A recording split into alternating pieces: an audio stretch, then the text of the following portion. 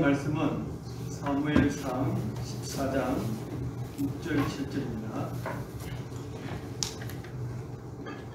사무엘상 14장 6절 7절 함께 읽어보도록 하겠습니다. 요나단이 자기 무기를 든 소년에게 이르되 우리가 이 할례받지 않은 자들에게로 건너가자. 여호와께서 우리를 위하여 일하실까 하노라.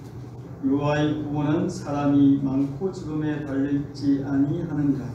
7절 다같이 읽겠습니다. 시작. 무기를 드는 자가 그에게 이르되 당신의 마음에 있는 대로 다 행하여 앞서가소서. 내가 당신과 마음을 같이 하여 따르리이다. 하나님, 주님 살아계신 말씀으로 우리와 함께하여 주고 있습니다. 성령 하나님께서 이 시간 역사하시고 우리로 하여금 말씀의 은혜의 자리에 나아갈 수 있도록 도와주실 줄 믿습니다. 성령님을 기대합니다. 사모합니다. 예수 그리스도 이름으로 기도드렸습니다. 아멘. 여러분, 임진왜란 아시죠? 임진왜란 일본군이 우리 나라를 통과해서 저 중국을 잡아먹으려고 하는 그 야욕을 가지고 우리나라를 쳐들어온 아주 큰 전쟁이 임진왜란이죠. 임진왜란은 조선이 대비하지 못한 그런 전쟁 중에 하나인데, 전쟁이 시작되자마자 파죽지세로 이 일본군이 한양을 향해서 올라왔습니다. 지금은 서울이죠. 서울 향해서 올라왔습니다. 그때 임금님이 누구였어요? 선조 임금이죠.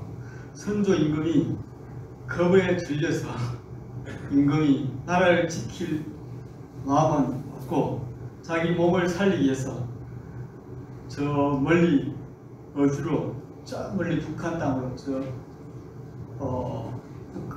중국 근방으로 이렇게 도망가는 모습을 보게 됩니다. 백성들이 그것을 보고 백성들이 너무 화가 나가지고 우리가 지금까지 섬겼던 임금이, 왕이 저 정도밖에 되지 않느냐 하고 너무 화가 나가지고 왕이 살던 경복궁 뭐 이렇게 덕수궁 궁전 있죠. 궁전을 백성들이 불을 태우고 또 행조 판서가 가지고 있는 노비 문서를 탈취해가지고 노비 문서를 불태우고 하는 일이 역사상에 있었다고 합니다.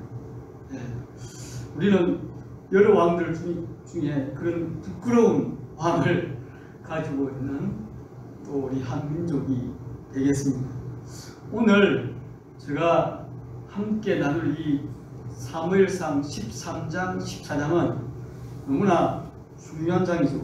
왜 중요한 장인가 하면 이 13장은 사울의 인생장이라고 볼 수 있습니다. 사울의 인생에서 가장 중요한 장입니다.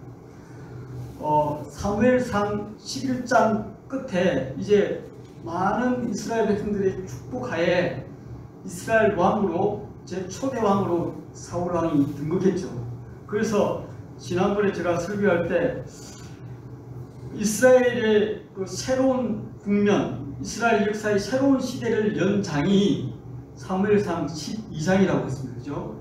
사무엘상 12장부터는 완전 이스라엘 역사가 새롭게 전개됩니다. 왜 그런가 하면 그 전까지는 이스라엘에 사람이 왕이 된 적이 없었습니다. 오로지 하나님이 왕되심을 인정하고 하나님의 통치를 받는 그런 신정국가였는데, 이제 이스라엘 백성들이 인간왕을 요구해서 하나님께 요구하자 하나님이 할 수 있게 들어주게 되었고, 인간왕이 드디어 등장하게 됐고 인간왕이 통치하기 시작한 그 장이 사무엘상 12장입니다. 제가 사무엘상 12장과 이렇게 이야기하면서 비교한 장이 있었는데 그 장이 무슨 장인지 아십니까? 네? 창세기 12장이었죠. 창세기 12장은 새로운 믿음의 역사가 시작된 아브라함 이야기가 첫 등장하는 장이었죠.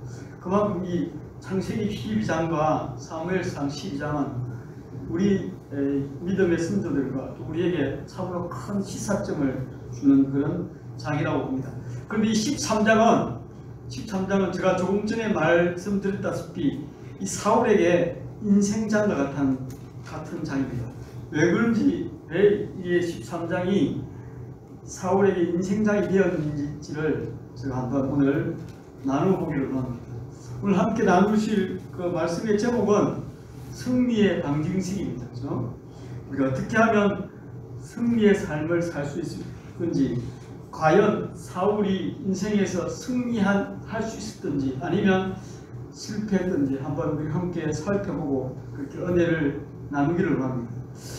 오늘 먼저 사무엘상 13장 1절에 이렇게 시작됩니다. 13장 1절, 사울이 왕이 될 때에 40세라 그가 이스라엘을 다스린 지 2년에 라고, 이렇게 이스라엘을 다스린 지 2년이라고, 2년째 됐다고 꼭 집어서 이렇게 성경은 기록하고 있습니다. 성경은 그냥 아무렇게 기록한 것이 아니라 아주 중요한 순간을 기록하기 때문에 이 이스라엘 왕 된 지 2년이 아주 중요하다는 뜻입니다. 그리고 이 2년이 사울에게, 이스라엘에게 큰 위기가 찾아왔다는 것을 의미합니다. 신앙의 위기, 나라의 위기가 찾아왔다는 것을 의미합니다. 그 위기를 어떻게 슬기롭게, 어떻게 믿음으로 잘 극복해 나갈 것인가 하는 장이 바로 13장입니다. 위기가 닥치는데요. 그 위기가 어떤 위기로부터 왔는가 하면 바로 옆에 붙어있던 블레셋이라는 나라, 지도를 보여주죠. 한빈이. 블레셋이라는 나라와의 전쟁 이야기입니다. 이 블레셋이라는 나라는 아주 이스라엘 백성들에게 눈에 가시와 같은, 아주 한마디로 오랑캐 같고 해적 같고 아주 계속 쫓아도 피를 빨아먹기 위해서 달려드는 모기와 같은 그런 존재예요. 이게 지도를 보시면 블레셋이 위치해 있고, 이 옆에 보면 블레셋 외에 또 모압이라는 나라도 있고 암몬이라는 나라도 있고, 에돔이라는 나라도 있고, 그 주변의 나라들이 항상 이게 이스라엘을 괴롭히는 그런 나라입니다. 그렇기 때문에 사울왕이 되고 난 다음 내가 백성들에게 큰 신임을 얻고 공적을 쌓을 수 있는 것은 바로 저 눈에 가시 같은 옆구리 계속 괴롭히고 있는 저 블레셋을 어떻게 하면 되겠다 하는 그런 마음이 있었습니다. 그래서 블레셋을 먼저 이렇게 제거하고 무찌르고자 하는, 그래서 나의 왕권을 공고하게 하고자 하는 그런 사울의 속셈이 드러났습니다. 그 증거가 뭔가 하면, 원래 이스라엘은 군대 조직이 없었어요. 그래서 우리처럼 징병을 해가지고 이렇게 군대 조직이 없습니다. 육군, 공군, 해군 이런 조직이 없고요. 그냥 싸움이 일어나면 싸우러 모여라 이렇게 모병지였어요.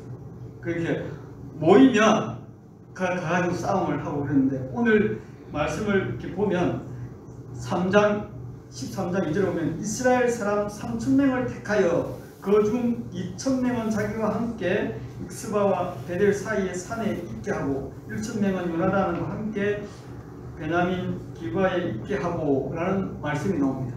이것은 이제 사울이 자기 힘을 가시하기 위해서 사람을 모병한 게 아니고 징병한 겁니다. 징병해가지고 3,000명을 이게 힘이 좋고 싸움 잘할 것 같은 사람을 모았습니다. 그래서 자기에게 2,000명을 붙어있게 하고 자기 아들인 요나단에게 1,000명이 붙어있게 만들었습니다. 이것은 이제 힘으로 한번 이 나라를 이끌어 나가겠다, 힘으로 저 블레셋을 제압해 보겠다는 의도와 속셈이 이렇게 사울에게 마음속에 들어있었던 증거입니다. 그래서 사울은 드디어 블레셋을 치기 시작합니다. 기회는 어떤 기회가 왔는가 하면 1,000명을 거느리고 있던 요나단이 먼저 블레셋 수비대, 이때 수비대라는 것은 어떤 의미가 하면 이 이스라엘 변방에, 국경 근방에 막 그 게릴라전 같은 그런 전투를 하기 위해서 블레셋이 이제 곳곳에 초소를 씌워놓은 겁니다. 그래서 틈만 나면 이스라엘 국경을 넘어가지고 이스라엘의 그 가축들을 이렇게 빼앗아가고 곡식들을 탈취하고 사람들을 이렇게 괴롭혔던 그런 변방에 있는 군인들입니다. 그런 군대를 요나단이 먼저 공격했습니다. 공격했습니다. 그 소식을 들은 사울은 바로 이때다. 이제 사람들을 불러 모아서 우리가 한번 저 블레셋 군인들을 한번 맛을 보여줘야 되겠다 하고 이제 일어났습니다. 사람들이 많이 모였어요. 여기 보면 사람들이 길갈로 이렇게 많이 모였다고 13장 4절에 말하고 있습니다. 그 백성이 길갈로 모여 사울을 따르니라 하면서 사람들이 이제 모여서 전쟁을 하려고 하고 있습니다. 옛날 임금들은 전쟁에 자기의 그 왕권의 승부를 거는 것이죠. 그래서 전쟁에 나가서 이기면 온 백성들이 우리 임금 만세, 임금님 만세 하면서 왕을 이렇게 높여드립니다. 그런데 만약에 전쟁에 지면 그것은 그 왕의 생명은 끝난다고 볼 수가 있습니다. 우리가 역사상에 이렇게 전쟁을 통해서 나라를 왕성하게 한 그런 임금들이 많이 있지 않습니까? 고구려의 강제토병, 장수왕, 신라의 진흥왕 같은 이런 왕들은 직접 전쟁에 나가지고 영토를 넓히고 외적을 물리치고 하는 그런 엄청난 공들을 세워서 견고한 왕위를 건설했습니다. 그와 마찬가지로 이 사울왕도 자기가 이제 블레셋을 무찔러서 자기 왕위를 견고하게 하고 온 백성들로 하여금 와 우리 사울왕 최고야 우리 왕 짱이야 이렇게 말을 듣고 싶었던 것이었습니다. 이 이스라엘 백성들이 이제 블레셋을 치기로 하고 모여들자 누가 가만히 있지 않겠습니까? 블레셋 사람들도 가만히 있지 않았습니다. 이 소문을 듣자마자 블레셋 사람들이 이제 자기들 볼 때 이스라엘 이 나라는 참 만만해 보였습니다. 왜냐하면 그들은 이미 철로 된 무기를 가지고 있었어요. 철로 된 무기를 칼과 창을 가지고 있습니다. 그런데 이 말씀을 오늘 13장의 끝에 보면 이스라엘 나라는 아직 철기 문화가 발달되어 있지 않고 겨우 요나단과 사무엘만 철로 만든 칼과 이 창을 들고 있었다고 말했습니다. 그처럼 이 블레셋 사람들이 볼 때 이스라엘은 아주 그냥 세 발에 핀 거요. 자기들 쳐들어오면 그냥 무찌르버릴 수 있다는 마음이 있었습니다. 그만큼 그들에게는 병력이 아주 잘 준비되어 있었습니다. 여기 보면 이스라엘이 쳐들어온다는 소식을 듣고 병사들이 모였는데 블레셋 병사들이 모였는데 무려 전차만 몇 대였어요? 3만 대. 말이 됩니까? 전차 적진을 뚫고 들어가지고 사람들을 죽일 수 있는 전차만 3만 대. 그 다음에 말을 탄 마병들 이 몇 명? 6,000명. 그리고 그 싸우는 군인들은 셀 수 없이 모래알 같았다 했습니다. 완전 떼거리가 나온 것이죠. 말이 6천 마리 등장하고 마병이 전차가 3만 대에 모여들었다고 생각해 보십시오. 우리가 영화에서 많이 볼 수 있지 않습니까? 블레디에이트 같은 그런 엄청난 영화들 보면 스펙타클한 그런 영화들 보면 엄청난 군인들이 모여서 싸움을 하지 않습니까? 그런 군인들이 나온 것입니다. 그것을 보자 이스라엘 백성들이 어떻게 됐겠습니까? 그것을 보자 전쟁은 해보나 마나한 게임이 됐습니다.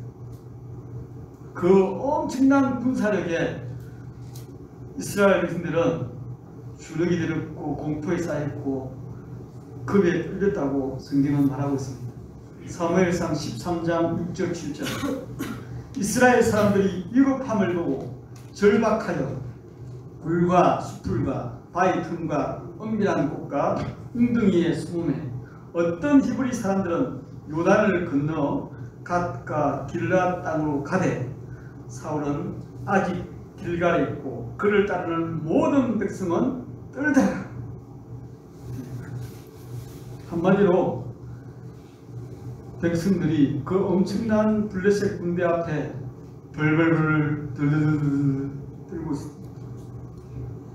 지금 말로 표현하자면 그냥 겁이 진리가 있고 오줌을 쌀 뻔했는 그런 상황에 놓여 있습니다. 그래서 숨을 곳이라면 다 쳐다보고 숨었습니다.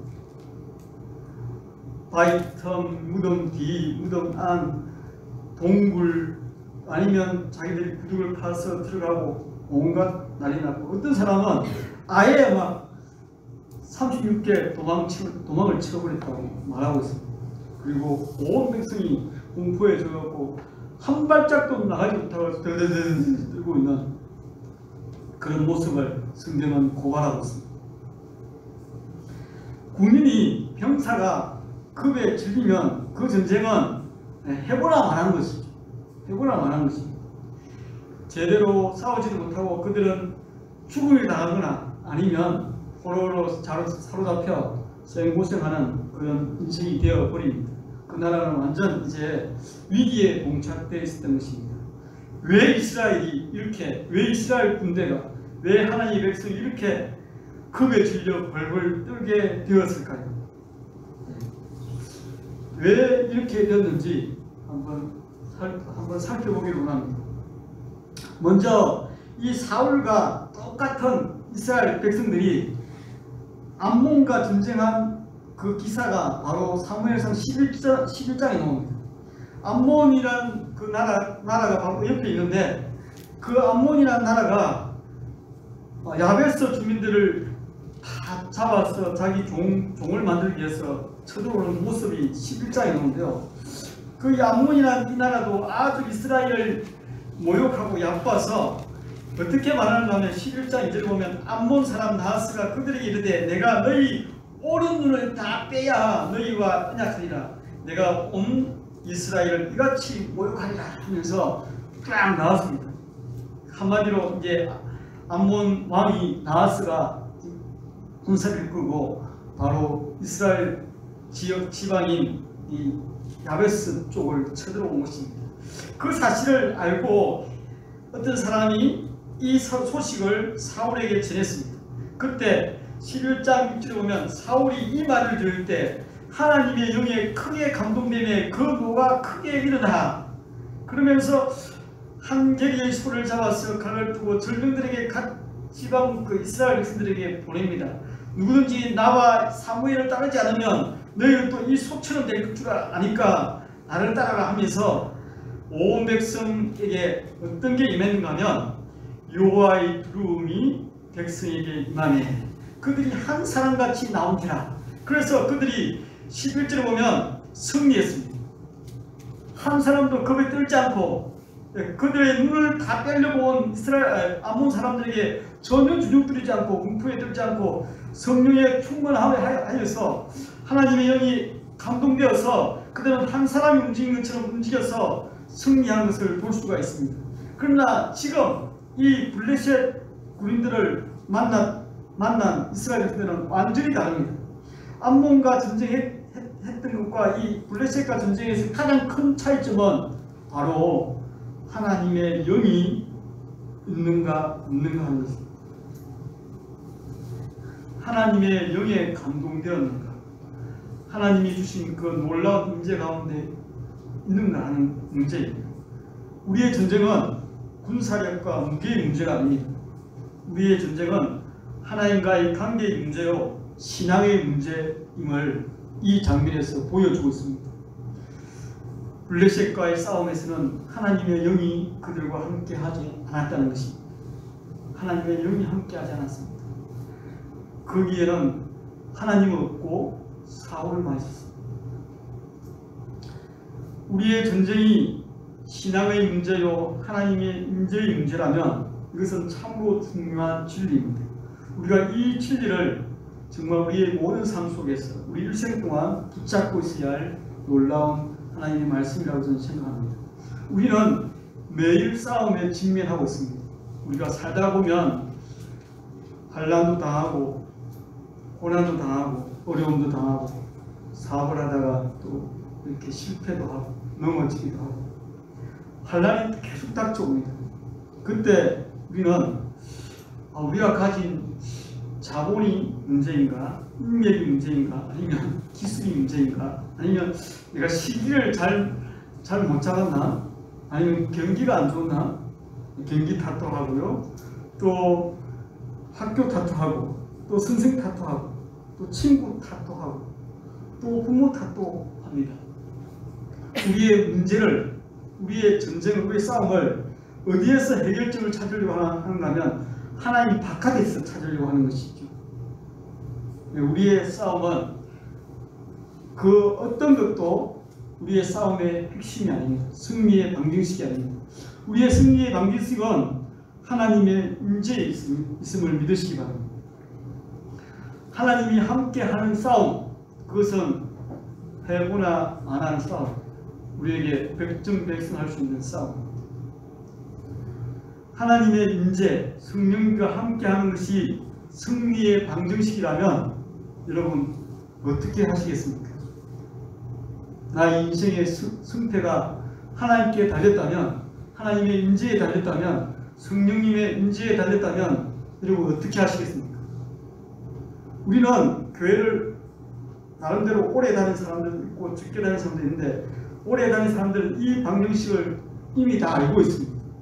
그러나 왜 우리가 늘 승리하지 못하고 있는지 우리 자신들을 돌아볼 필요가 있습니다. 성령님과 동행하시는 저와 여러분 되기를 원합니다. 성령님이 임재하기 전까지는 내가 움직이지 않는 것, 성령의 충만한 감동이 있지 않으면 움직이지 않는 것, 싸움하지 않는 것, 이 법을 배워야 됩니다. 성령님이 함께 가실 것이라는 확신이 없는 한 여러분 움직이지 마시기 바랍니다. 그때까지 하나님을 기다리고 성령의 임재를 기다리고 성령이 함께 하신 것을 기다리시기 바랍니다. 그때 싸워도 늦지 않습니다. 인생 강야, 출애굽 40년 강야의 결론과 같은 말씀이 있는데요. 그 말씀이 사실은 제가 지난주에 나눴던 말씀입니다. 40년 강야 생활, 그 강야 생활 돌고 험한 길을 갖고 난 다음 결론 같은 말씀이 바로 이 말씀입니다. 신명기 8장 3절, 사람이 떡으로만 사는 것이 아니요 여호와 입에서 나오는 모든 말씀으로 사는 줄을 내가 알게 하려 하십니다. 우리는 우리의 승리의 방정식을 떡의 문제에서 찾으려고 합니다. 어떻게 하면 좋은 떡을, 맛있는 떡을, 내가 가지고 있는 이 스펙 같은 것, 기술 같은 것, 재능 같은 것, 인맥 같은 걸 다 동원해서 승리하려고 합니다. 이스라엘 백성들이 강야 40년 동안 배운 것은 우리가 살아가는 방식, 우리의 승리의 방식은 떡의 문제가 아니라 하나님 말씀에 있구나, 성령의 검, 하나님 말씀에 있구나 것을 결론적으로 보여주었던 것입니다. 성도님 여러분, 하나님은 이런 사람을 찾습니다. 성령님의 강한 임재 가운데서 성령님의 뜻인 대로 싸워서 승리하는 사람, 그래서 하나님을 드러내 보이는 사람, 그 사람을 찾고 계십니다. 저와 여러분이 정말 승리의 방정식이 성령의 임재, 하나님의 함께하심, 하나님이 전쟁하심, 그것은 나쁘지 않은 저와 여러분 되기를 원합니다. 사울이 왜 이 13장이 임신장이 된가 하면, 그런 위급한 상황 가운데 그런 백성들이 다 도망가고 엄청난 깨미떼 같은 바다의 모래알 같은 엄청난 군사력으로 자기를 쳐들어온 그때 하나님의 법을 어기는 것입니다. 사람들은 한 명씩 두 명씩 자기 곁을 도망쳐 가버리고 이제 남은 군사가 여기 보면 한 600명 정도밖에 남지 않은 상황에 도달합니다. 이것은 싸워보나 마나 그냥 승패가 끝날 만한 그런 위기에 있습니다. 얼마나 급박했겠습니까? 그래서 그는 하나님의 도움이라도 구하기 위해서 누가 오기를 기다렸습니까? 사무엘이 오기를 기다렸습니다. 그런데 사무엘이 약속한 7일이 지나도 오지 않았습니다. 그때 이 정말 어쩔 수 없단 말이에요. 정말 어쩔 수 없어. 그래서 자기 손으로 하지 말아야 될 번제를 드리고 말아버렸습니다. 이 상황이 저는 사울의 인생에서 가장 중요한 대목이라고 봅니다. 우리가 평상시에는 우리 신앙이 잘 드러나지 않습니다. 잘 되면 일이 잘 되고 내가 넉넉하면 내가 부족함이 없으면 나의 신앙이 표면에 드러나지 않습니다. 그러나 이 사울이 만났던 위급한 상황처럼 아주 급하고 엄청난 위기가 내 속에 맞아떨어질 때 그때 우리의 신앙의 자세는 우리의 신앙의 수준은 드러나고 맙니다. 왜냐하면 급한 불을 꺼야 되기 때문에 이 위기를 빨리 이렇게 내 힘으로 떨쳐나가야 되겠다는 마음이 그를 그렇게 붙잡고 있기 때문에 내 힘으로 불을 끄고자 하는 그런 시도가 있을 수 있다는 것입니다. 우리는 하나님의 법, 하나님의 손길, 하나님의 방법을 젖혀놓고 당장 내가 이 문제를 해결하고자 하는 그런 위기가 우리 속에 닥쳐올 수 있습니다.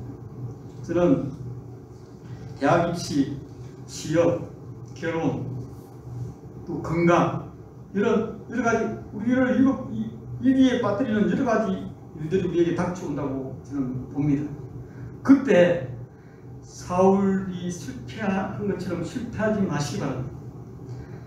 그때 나의 방법이 아닌, 나의 힘이 아닌, 나의 능력이 아닌 하나님의 방법으로 하나님의 방법을 기다리며 하나님의 때를 기다리고 하나님께서 하시라는 방법대로 행해 나가시는 저와 여러분이 되기를 원합니다. 제가 그저께도 제가 한 목사님의 간증을 들었는데요. 그 목사님이 이제 대학을 결정할 시기에 자기의 꿈은 장군이었대요. 그래서 육사를 가려고 준비하고 있는데 옆에 있는 믿음의 친구가 같이 신학교 가자고 이렇게 건면했다고 합니다.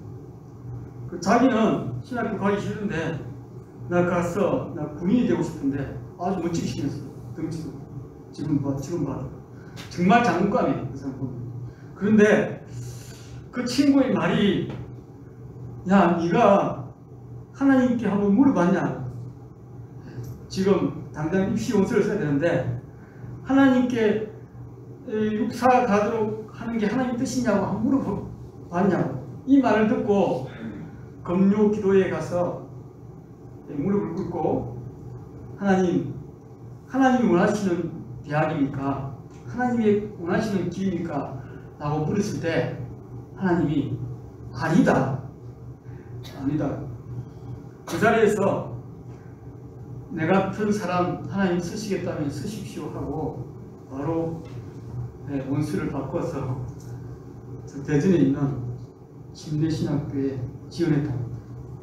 그 목사님 아주 지금 훌륭한 목회라고 계시는데요. 성도님 여러분, 대학뿐만 아니라 우리 인생에서 정말 우리가 당장 위협하고 급하게 결정해야 될 문제들이 많이 있습니다. 그때 하나님의 방법대로 행하시는 저와 여러분 되기를 원합니다. 사울은 여기에 실패함으로 말미암아 사무엘을 통하여서 이런 정말 낭패 같은 소리를 듣습니다. 사무엘상 13장 14절에 지금은 왕의 나라가 길지 못할 것이다. 여호와께서 왕에게 명령하신 바를 왕이 지키지 아니하였으므로 여호와께서 그 마음에 맞는 사람을 구하여 여호와께서 그를 그의 백성의 지도자로 삼았느니라 라고 말씀하고 있습니다. 하나님의 방법대로 하나님의 그 명령을 따라 행하지 않고 자기의 조급함으로 자기의 손으로 그 불을 껐던 사무엘은 그 왕위가 길지 않는 사람으로 전락하고 말았습니다. 전쟁의 승리는 우리가 하는 것이 아닙니다. 전쟁은 우리가 하는 것이 아닙니다. 그것을 우리가 잘 명심해야 됩니다.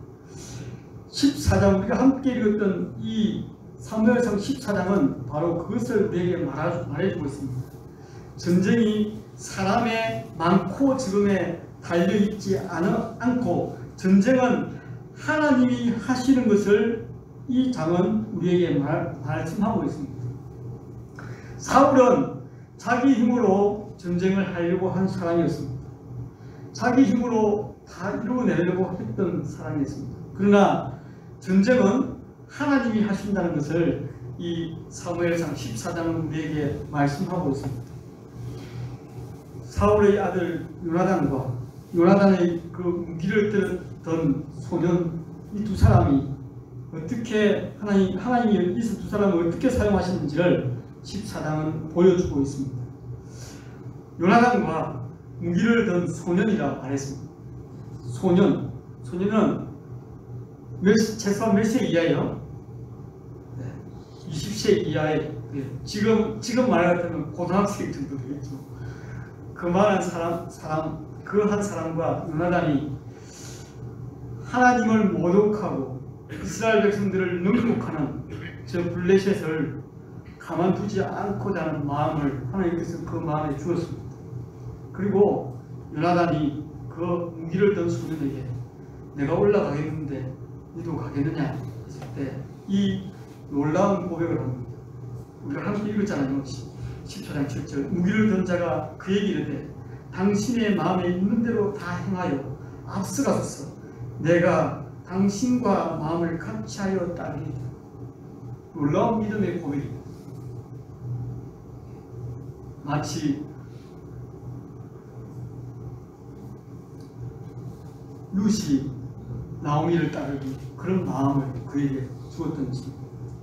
그래서 요나단과 이 무기를 든 소년이 이제 하나님의 뜻을 구하기 위해서 요나단이 이 무기든 자에게 이야기합니다. 무기든 소년에게 말합니다. 저 분명히 블레셋 군인들이 우리가 움직이는 거 보면 분명히 무언가를 신호를 보낼 것이다. 그래서 우리가 나가면 블레셋 군인들이 우리들을 보고 야! 움직이마! 우리가 내려가 너희들 죽여버리겠어. 이렇게 하면 하나님이 아직까지 때가 아니라는 것을 알고 가만히 있자. 아니면 그 블레셋 군인들이 야! 겁쟁이들아! 이리 한번 올라가! 내가 한 방 먹여줄 테니까 한 맛 좀 보여줄 테니까 이렇게 하면 하나님이 저 블레셋을 우리 손에 붙인 증거니까 올라가자. 이렇게 서로 이렇게 하나님의 뜻을 구했습니다. 그 숨어있던 곳에서 구덩이를 파고 숨어있던 피신해 있던 이 두 사람이 드디어 모습을 드러냈습니다. 드러내자 저 산 꼭대기에 있던 이 수비대 게릴라 전투에 응했던 이 자기 블레셋 그 큰 대군을 앞에서 방해했던 이 사람들이 이 두 사람을 보게 됩니다. 그 그림을 한번 보여주시죠. 지도. 이런 곳이었어요. 이런 곳.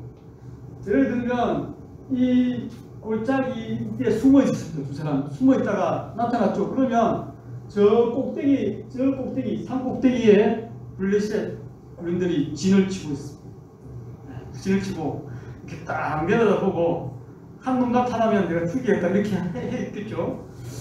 그런 이제 상황 가운데 이 요나단과 무기든 소년이 모습을 드러내자 아니나 다를까 올라오라고. 올라오면 이제 죽여버리겠다고 이렇게 큰 소리를 짓겠죠. 올라와 이 피행이들아, 이 겁쟁이들아. 그렇게 했겠죠. 그때 이 요나단과 무기든 자는 하나님이 저들을 우리 손에 붙일 것이라 확신을 가지고 이 높은 산을 올라가는 이 전력을 성경에 보면 이 험한 바위라고 해요. 여기 보면 14장 사절에 보면 이쪽도 험한 바위 저쪽도 험한 바위 그 험한 바위를 그들이 14장 13절에 요나단이 손발로 기어 올라갔고 그 무기든 자도 따랐더라. 정말 그 전에 벌벌 떨어가지고 정말 한 발짝도 움직이지 못했던 그 이스라엘 병사들, 이스라엘 군인들, 이스라엘 사람들과 전혀 다른 하나님의 전쟁이 하나님께 속해 있음을 아는 사람의 모습이라고 저는 생각드립니다. 여러분 나갈 수 있겠어요, 여러분? 저는 못 하겠어요, 사실은. 그러나 하나님이 함께 하시면 죽으면 죽으리라, 죽으면 살리라 하는 믿음을 가지고 그들이 나갔습니다. 우리가 함께 읽었던 것처럼 여호와의 구원은 사람이 많고 적음에 달려있지 않으니라 라고 믿음으로 그들이 올라갔습니다. 이상한 일이 벌어졌습니다. 정말 게임도 되지 않을 것 같은 그런 상황인데, 한 방에 그냥 맞아 죽을 것 같은 그런 상황인데, 하나님이 그 이스라엘 블레셋 군사들의 눈을 감기는지 올라와서 무려 20명이나 죽이는 그런 병사들, 그 보초 쓰고 있는, 경계 쓰고 있는 사람들 20명을 죽이는 그런 놀라운 일이 생겼습니다. 말이 안 되죠. 말이 안 되는 거죠. 얼마나 그 두 사람이 뭐 가라데를 했거나 뭐 학기도를 했거나 뭐 이런 거 날고 뜨는 사람들이 아니었지 않습니까? 하나님이 이기게 만들어 주신 것입니다. 그때 이제 놀라운 일들이 생깁니다. 15절 우리 다 같이 한번 읽어보도록 하겠습니다. 14장 15절 다 같이 성경을 펴서 함께 읽도록 하겠습니다. 시작.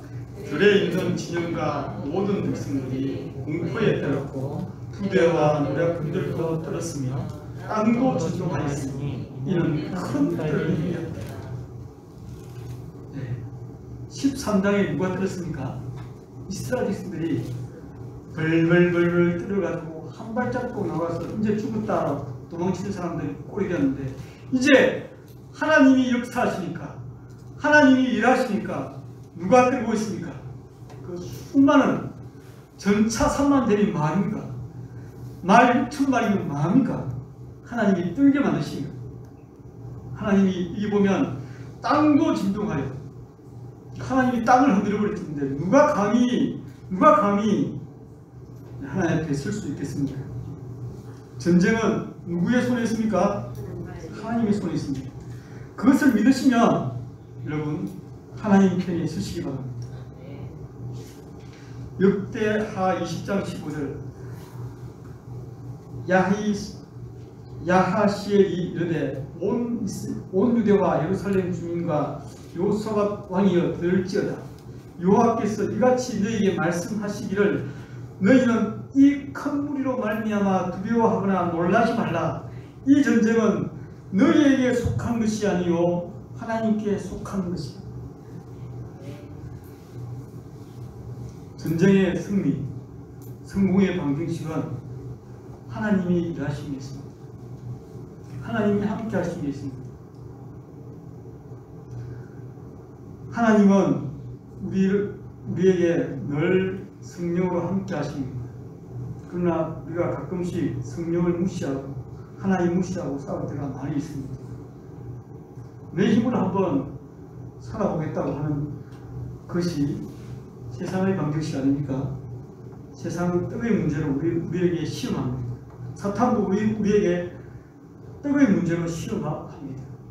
네가 떡의 문제를 초점해서 싸우겠냐, 아니면 하나님을 중심으로 싸우겠느냐.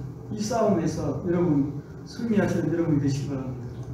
인생의 승패는 하나님께 달렸습니다. 하나님이 우리를 위해서 싸우십니다.